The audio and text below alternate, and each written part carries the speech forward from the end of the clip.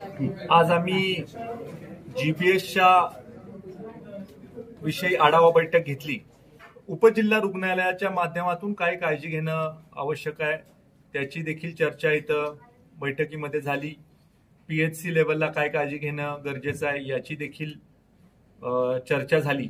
मुळात गुलियन buyer syndrome हा जुना आजार आहे। 1960 साली ह्या आजाराचे पेशंट पहिल्यांदा आढळले आणि त्याबरोबर या पेशंट्सला ट्रीट करण्याच्या बाबतीमध्ये सरकारने जे डायरेक्शन दिलेले आहेत त्याची देखील चर्चा आजच्या बैठकीमध्ये झाली।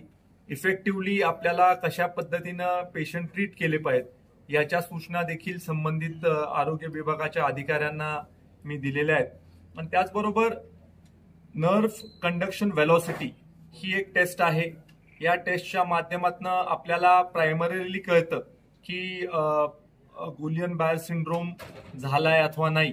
आणि त्याबरोबर इतर देखील टेस्ट आहेत ज्या टेस्टच्या माध्यमातून आपल्याला नेमकं कळू शकतं की हा सिंड्रोम झालाय की नाही।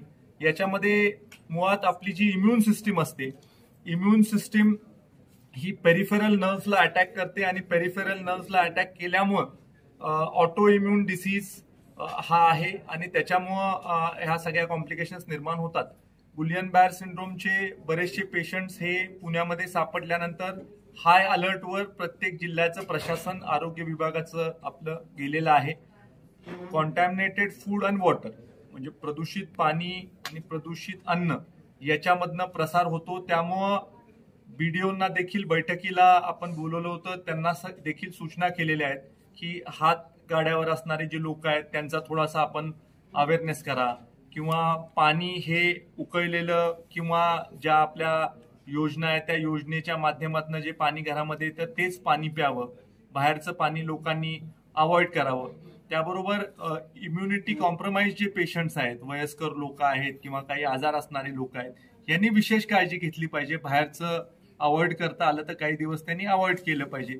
आणि कुठेही अशा प्रकारच्या तक्रारी जर का कानावर आल्या किंवा अशा प्रकारचे सिम्पटम्स आहेत असा पेशंट आपल्याला आढळला तर त्वरित आपल्याला त्याची टेस्ट करून योग्य ते त्याच्यावर आपल्याला उपचार करणं आवश्यक आहे।